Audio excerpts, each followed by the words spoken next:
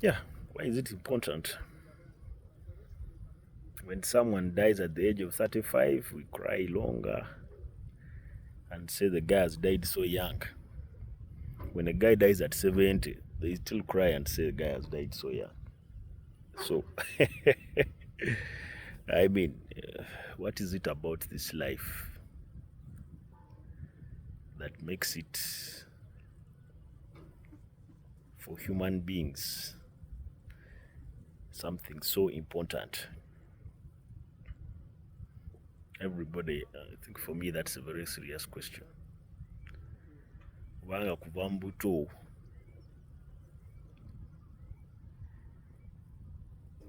tumanyi nti obulamu kyekintu abantu kyebaagala ennyo naye lwaki?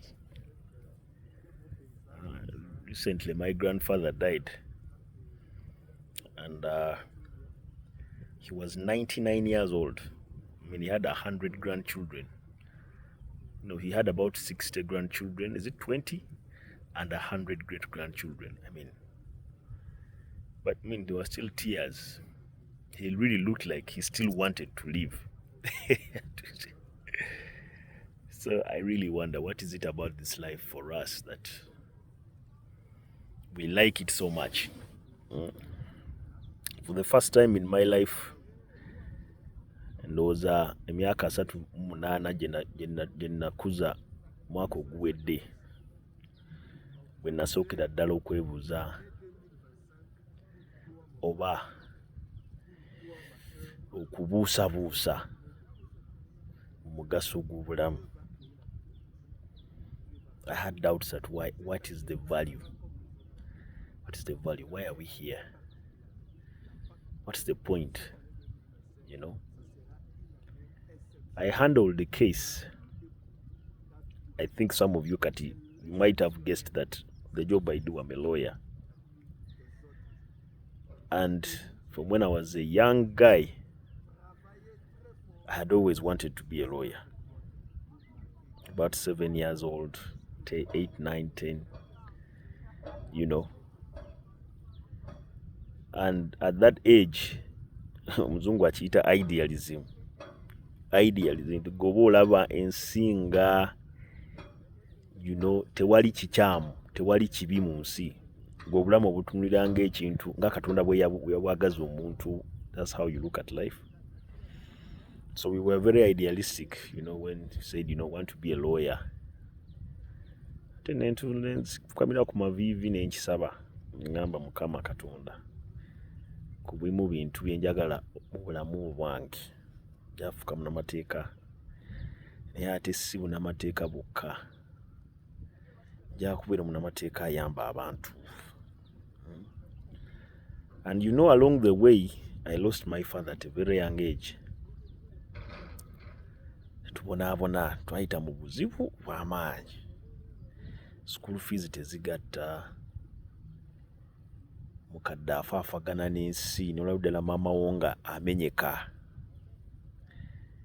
Kati bwe ntuuka ku nkomerero ne nnyingira mu byobufuzi awo ku yunivasite, ne bangoba ne digiri baali baagala ginziggyako. Kati ne ngamba Katonda, ekyo kino kinasabirira, ate nakyo kiggyeewo. You have put so much adversity on this thing that, I don't understand. But if it is your will that I'm to become a lawyer, nja kukola buli kimu mu bulamu bwange ne mu maanyi gange okulaba nga ekirabo kino eky'obunnamateeka kyompadde nkikozesa okukola emirimu gy'oyagala gikolebwe ku nsi, nga okuyamba abanaku, okuyamba abantu abatalina busobozi. I just wanted to put my gifts at the work, to the will of God, at the mercy. Kakati, what job do you want me to do here?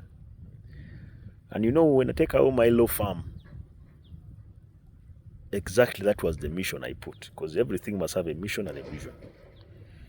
And I said, what I want for me is I want to be an instrument of God's justice on earth. whatever I can do to help people get justice. Kusinzira ku gye nvudde n'ebintu bye mpiseemu okufuuka kanso nina oyamba abantu. Well, that was my view. That was my view at that time. Very idealistic guy. Oh, Lord have mercy. So, kintu kibaddemu emyaka 15 naye omwaka oguwedde. Baganda bange, that's when I really saw what is the purpose of this. Because nalina omusango omukyala. Mukyala bamuyita Namukasa Rose. Weeyo Ntebe. Jjajja we yamulekera ekibanja. Abantu bamukumpanyiza ekibanja bakikozeemu ekyapa. Ettaka lye balitunze. Kati ntufuna omusango ogwo ngenda mu kkooti nga mmanyi omukyala tulina omulwanira afuna obwenkanya. Tuwozezza omusango batuteeze amati gundi obutegotego gundi ono muze radio segas obutegotego otegatega bwaki batuteeze obutegotego batwatandika mu 2014 katulwanira Namukasa fighting for this lady Namukasa Rose, and they put all sorts of judicial roadblocks in our way. Basooka ne bamugula omulamuzi eyasooka n'agoba omusango mu ngeri gitategerekeka. Tudduse lugubi omiranga weeyaaye tugenze eno n'eri batuyambye batudde kkooti ejulira n'ekyusa ekyo omulamuzi ne kye yakoze. Tuddamu okuwoza nti ate ettaka balisinze mu bbanka lya NCBA Bank. Tubuuza gwe nga bbanka osinga otya ekintu ekiri mu kkooti nga kuliko n'ebiragiro bya kkooti egamba nti tolina kukola kintu kyonna ku ttaka lino okuggyako nga omusango guwedde. Tubawandike tubagamba, you guys, what is this nonsense you are doing? How can you mortgage land which land is in court? And we are warning you not to do that.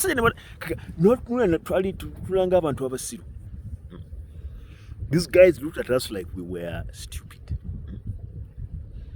Atenga ekintu ekisesa nti mu misango gino tuwoza ne mikwano gyaffe be twasoma nabo amateeka.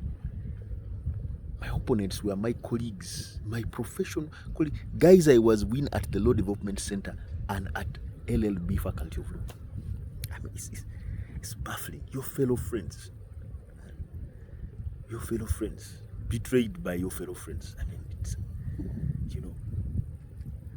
So tuwoza omusango twise mu biwomu ne mu matiga through thick and thin, hell and back. And by the grace of God, we thought we had reached a point where we were about to conclude this case. Tugenda ozuukuka nga mikwano gyaffe bagenze ew'omulamuzi omulala. Remember, this is now land division, has different judges, but you're in the same land division of the High Court. Our colleagues go into another judge. Never forging a court order. Forging a court order, okay? I mean, these are things in my career I never thought I would see. That we have come out TV one baba. Leo funa bine bintu by'abantu bibakola bakansi bakola kati nnaku zino.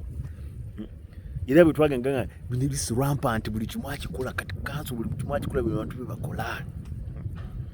These guys forge a court order and sell the land which we are in litigation in another court.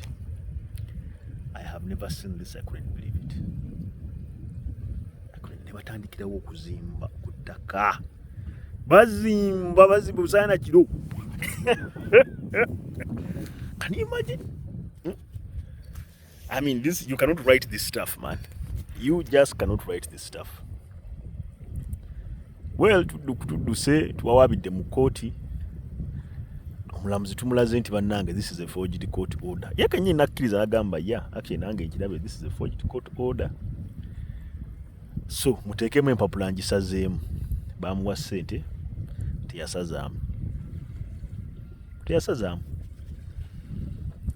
Yabaleka buli singa bwe bali. In fact, febe yagoba n'atugamba tubasasule. Ati yagamba tubasasule naye yatugoba n'atugamba tetulina buyinza kubawaabira. Can you believe this? tuvudde awo tugenze mu kooti ejulira atiga bannange mutuwe order tubayimiriza okuzimba kooti negaa nedda tetugenda ba order kooti ey'okujulira naye nga bateekayo ssente tugamba no we are not going to give you an injunction okuyimiriza abantu bano okuzimba ku ttaka libabbye ate nga bakozesezza kooti order enjingirire. It was a shock. Tugamba kale katugende mu municipal kubanga ebiteeka ligamba nti wali enkayana ku ttaka tokkirizibwa kuweebwa pamiti ezimba ku ttaka eryo nga kuliko enkayana. And we moved. Municipal nawe ne bateekayo ssente ne batugoba. Tudduse official president simanya y'ettaka advisor gundi ow'amagye fulani biki I mean to exhaust the systems zonna batugobye. Omukyala talina ssente naffe tetulina ssente kegamba natuuka ekiseera ne mbuuza Katonda nasaba omulimu guno naye wampa gwaki nga sina kye ngenda kuyamba abantu. You know, why did you give me a vocation which is useless? I mean, couldn't I have been in another country where the courts are working? Why did you put me in Uganda here where there's too much corruption and legal unprofessionalism? Why? It was a very serious question I asked myself, really. You know, I had to do a lot of soul searching. Amateeka ndabika mmala budde era neŋŋamba kanveeko ku mateeka nzireko mu kulima. Let me go and see if I can become a farmer. More peace of mind. Myezi esatu ngebinyebwa bimaze ready for harvest nofuna ssente zo n'ogenda n'okola ebirala. Si bino nti mulamuzi gundi bamuguze fayiro eno egaanye. You know, I tried to think about that last year. Endwala nnyo, I got some mental health kubanga buli kinali ndowooza Katonda kye yali aŋŋambye okukola mu kwesa obulamu obwange nga ndaba tekirina mugaso. Do you know what that means? Bagiyita existential depression. Your life does not mean anything. Why? Am I going to spend another 30 years without making any impact? Byali ebibuuzo nwe nabuuza. So tuka ekiseera neŋŋamba let me close up my law firm and I retire to the village and do some farming. Nembeerako n'abantu abalala abatonotono awo ne mbagamba nti, you know, guys, I want to leave the law. I want to leave the law and do something that is not going to waste my life. So nembulira ku bantu abamu nti fayiro zange ngenda zikwasa ono ngenza ziwono bono client ngenda mungi woli bankyali awo mukwano gwange w'omu America nansindikira omulimu ogw'okukola ate jjukira kati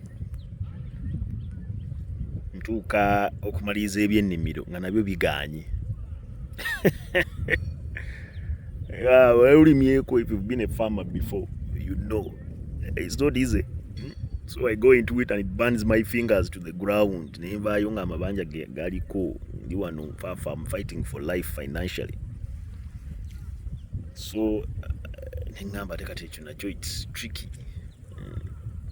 So I go and this young man, this friend of mine in the US, sends me work to do. Nga ku sente bansasuddeko bwe nkola omulimu w'enfissaawo mba nsobola okusasula some of my debt.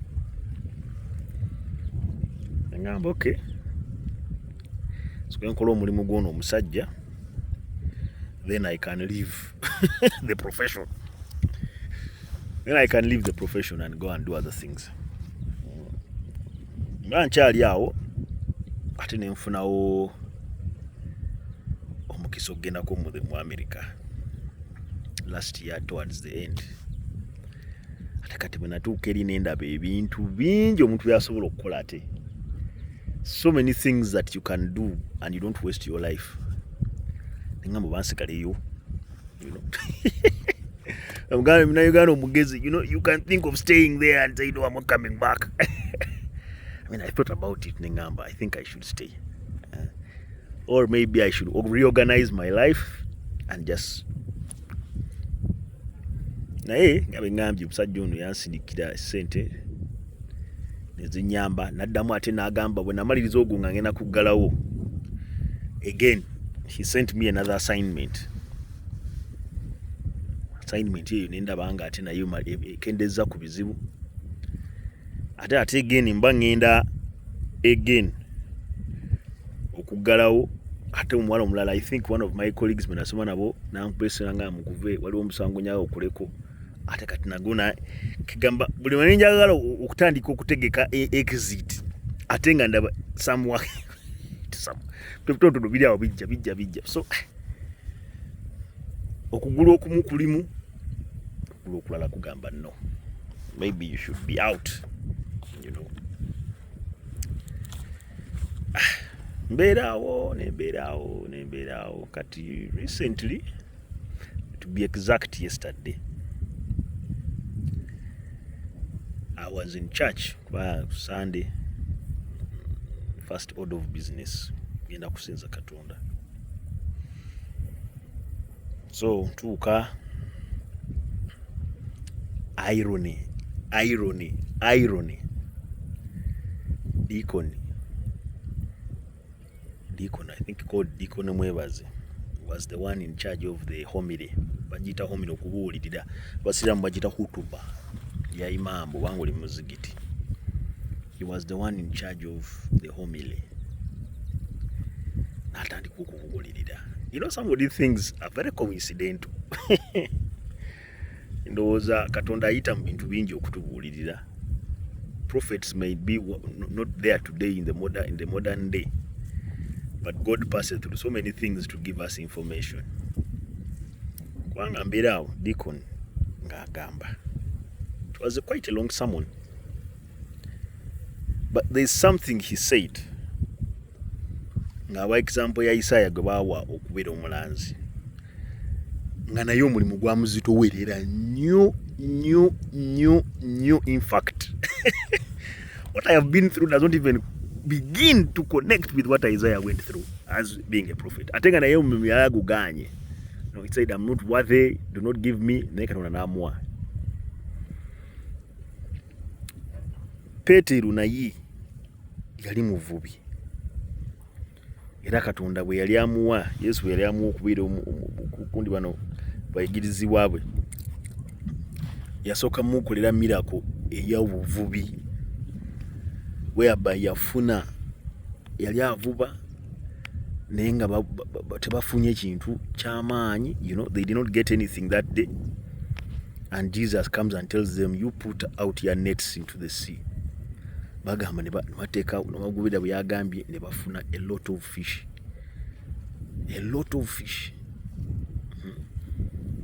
Petero mukutya okwenyi agamba mugundi mukama wange ng'oli mutuukirivu nnyo, nze ndi musajja mujeemu nnyo, I don't deserve to be next to you.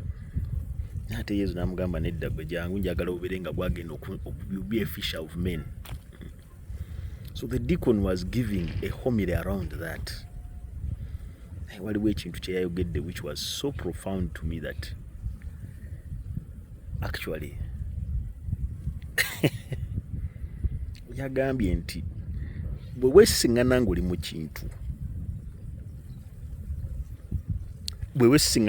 kintu, ekintu ekyo Katonda yaba akikutegekedde okibeeremu, si ggwe. You know, it's quite an interesting thing.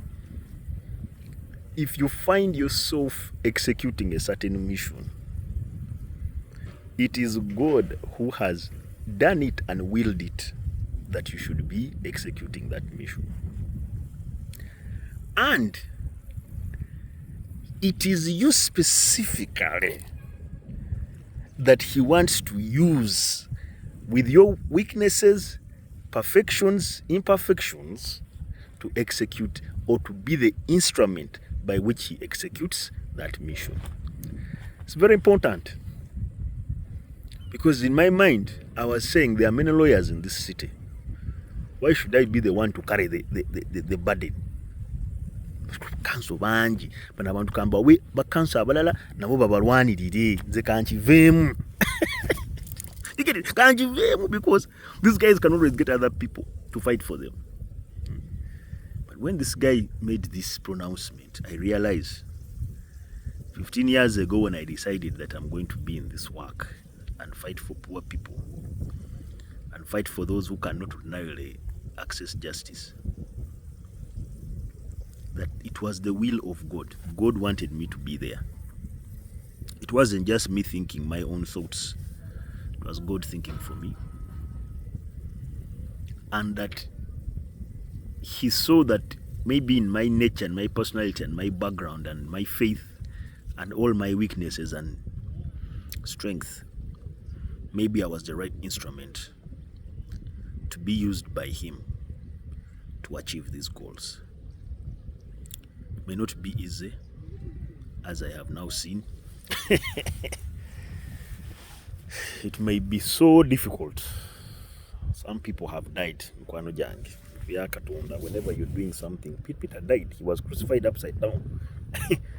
It's not a laughing subject. Isaiah, I don't know how he ended up. But people who have been in situations like this, sometimes tojja kubangala chufuki amazima gagali togera amazima, you will not live long. You will not live long. Most of the early church was crucified, killed, died, fed to lions. So if you are to say that you execute God's will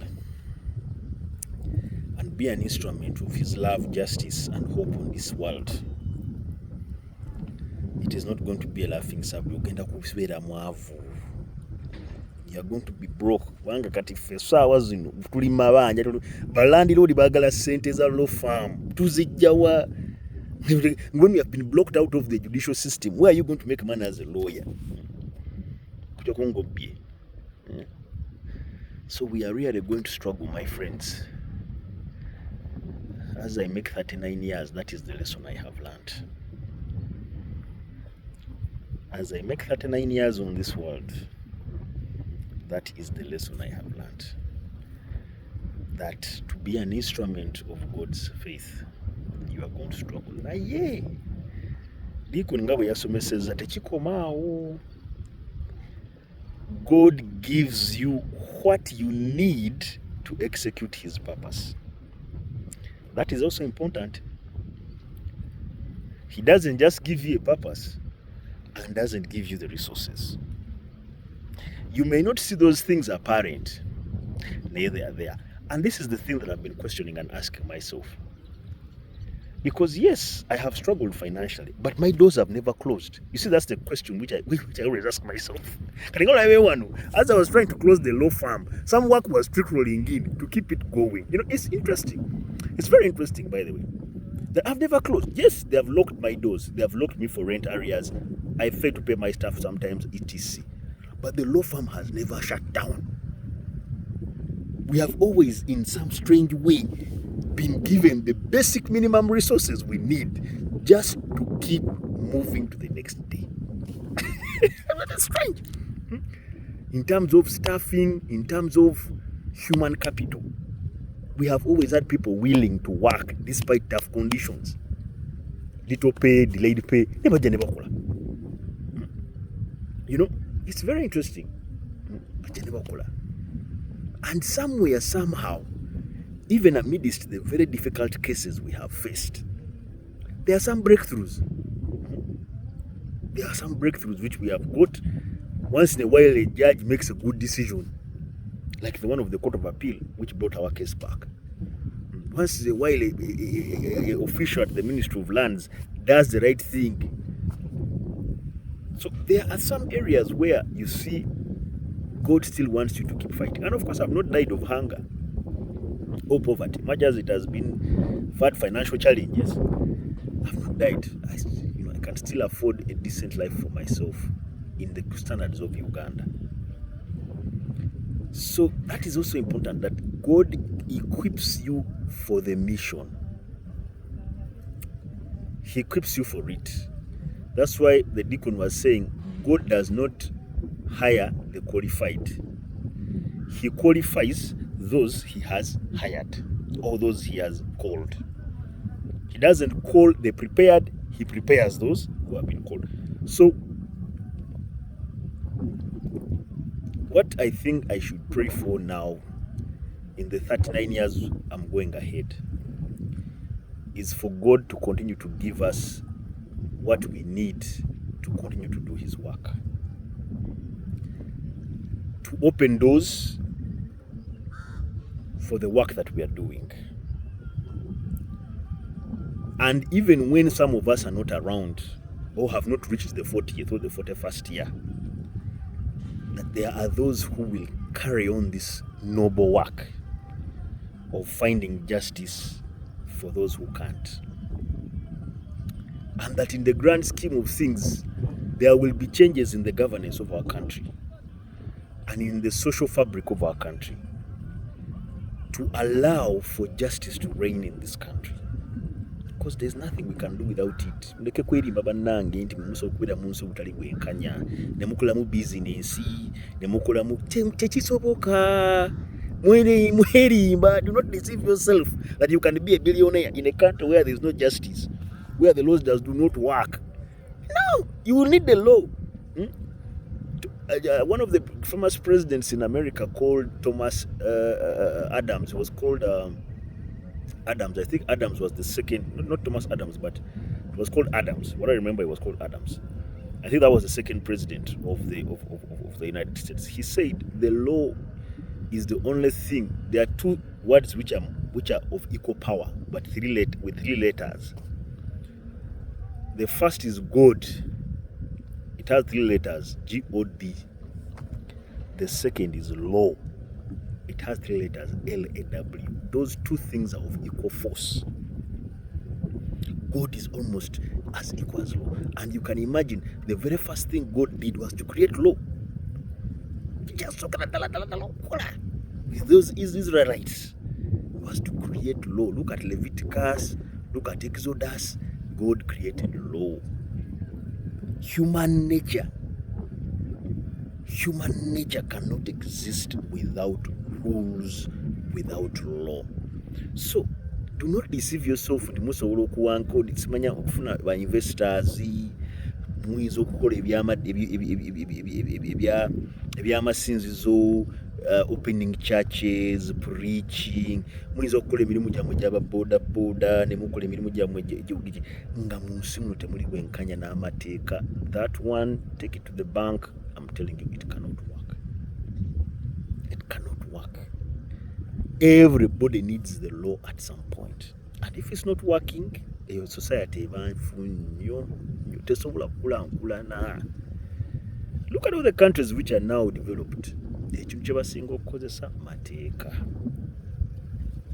So, tusaba Katonda ensi yaffe abagitwala politicians baani Katonda abakwateko ensonga y'amateeka bagiteekeko essira. Our country becomes a country of law once again. Actually, I don't remember when we have had rule of law in Uganda.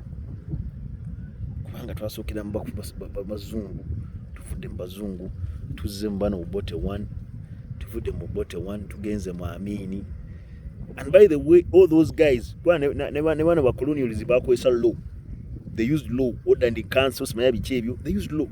Ne bajjajjaffe bakozesanga amateeka, bennononachi. So even when you're a dictator, you need law. I mean, had decrees, he was using that law. So we need to create a society of law, not of men. It's what I pray going forward, surely. That we get a society of law, not of men.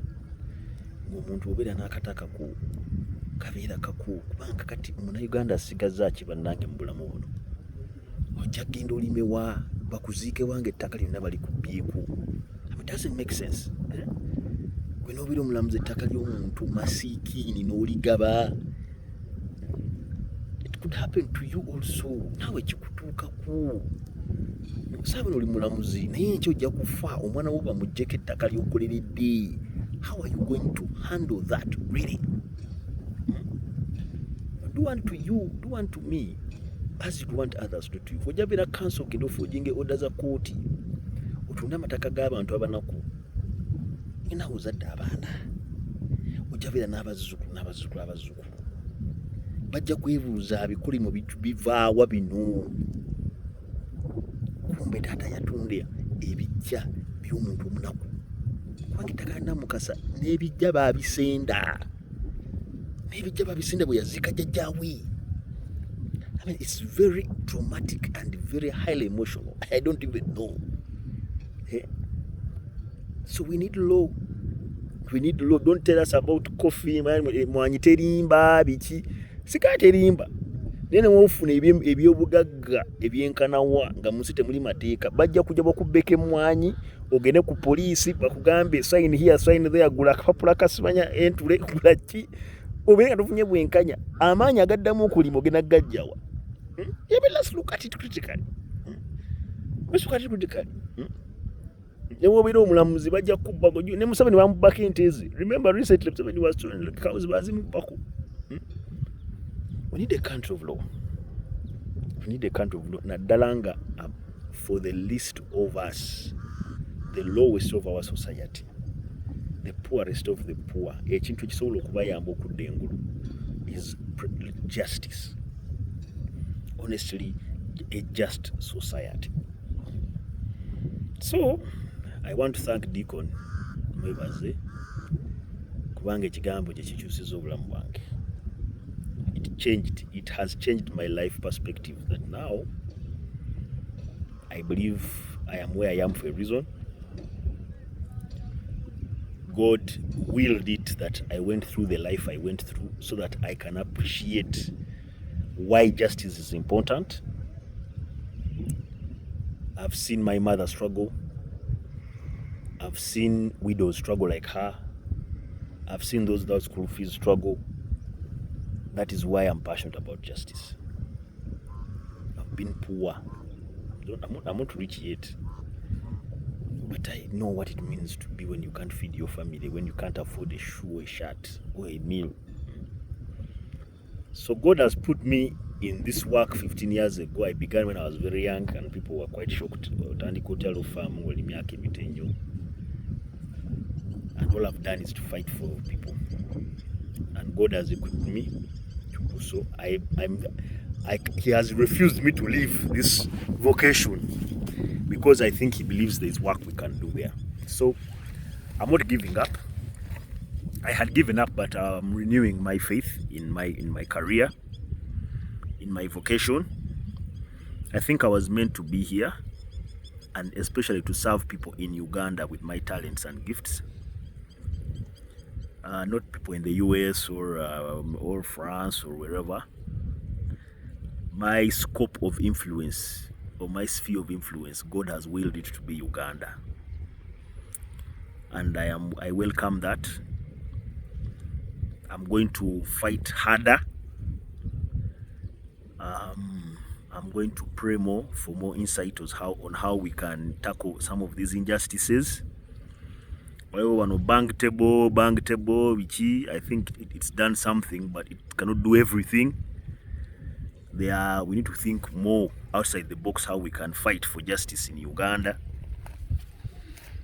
So I'm not giving up. I'm not closing my practice. I welcome the challenges I'm going to face. I accept that there are forces of human weakness that we have to deal with in this world. Friends who are wicked and who have given in to satanic influence are there. You have to be able to identify them and guard against them. Weaknesses such as greed and selfishness are part of the human existence. I want to see how to deal with professional colleagues who have been given to that kind of weakness without necessarily losing myself in the process. I don't want to be bitter with my life just because of someone else. If he has decided to choose that path, so be it. he should not make me lose my faculties, all right, and get depressed just because of the way he conducts himself or what he believes in. I hope and pray that God will give us success, because the purpose for which we work is not ours.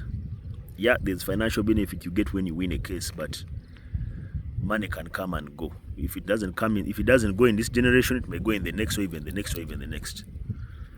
I'm not saying we don't need to survive, we do, but God has taken care of me in ways I cannot believe, without me having to rob someone or to steal someone or to lose my values and ethics.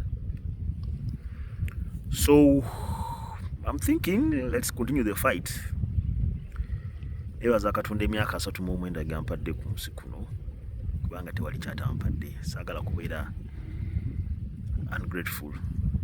Katonda tewali kyatampadde omuntu yenna, because bya ssente si kye kisinga ennyo. Of course tulina okubeerawo, and just being comfortable is not a bad thing, but I'm not given to lots of wealth and accumulation and so on if it's not serving God's purposes. If it's serving God's purposes, by all means, billion tuzeetaaga zikuziyamba abantu bafune emirimu, economy zaffe zikule, Uganda babeere ne esteem and all that. I like that kind of wealth, but I'm not dying for accumulating cars and beamers and stuff like that. I just want wealth that is purposeful, which is not bad. He has given me the core things I asked for, honestly. I mean, of course, my dad died at a young age, so maybe that's one of the things that I have missed. But there's a reason for that, which I appreciate. But he has given me work. I think those are the two things. I want to see my parents grow old and fruitful, and I want to do meaningful work as a lawyer. Those two things. I never asked for billions to be a president of Uganda, to be a prince of what. No, I just wanted those two things, and he has given them to me, honestly.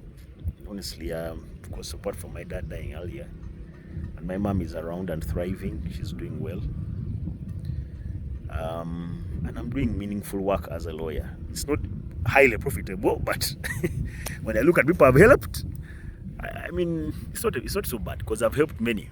Much as there have been many failures because of the system and all that, there are many cases we have concluded, especially workers' cases, that have really made a difference in the lives of people. So I'm grateful for the gift of that work he has given me. And there's even other work, Bollywood bonuses, that I have a good foundation that is helping people who cannot raise school fees. I have a nice family that loves me, which is good.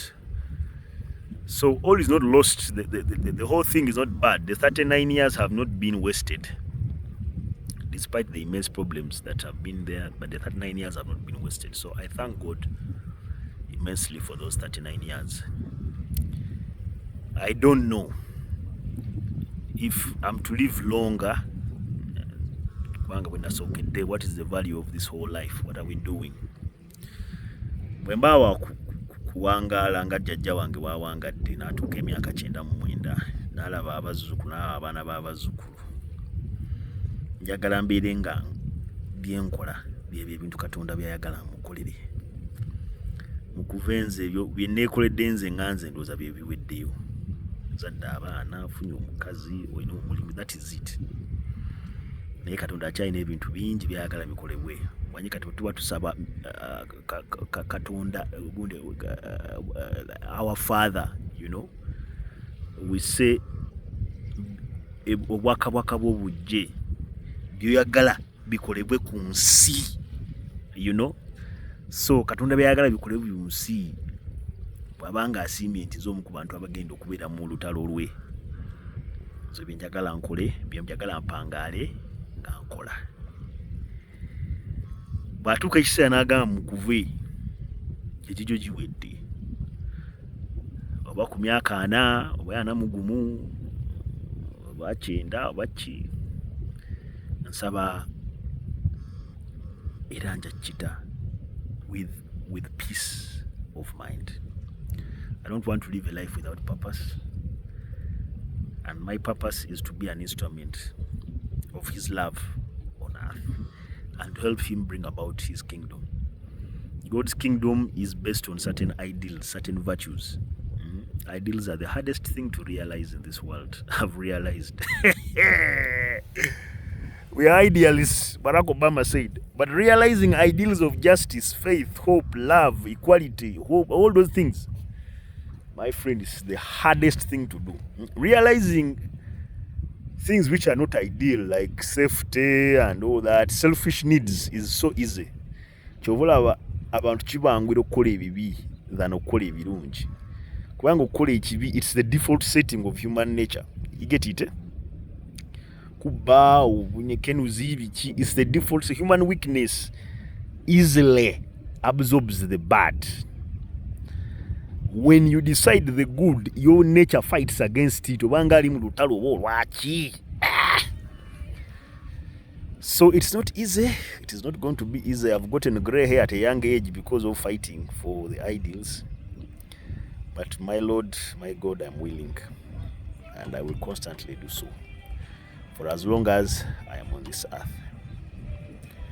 So yeah, happy birthday to you, Mukuve Karimire Mugaga. Happy 39th birthday. Yeah, see you on the other side. I think now let me read my book.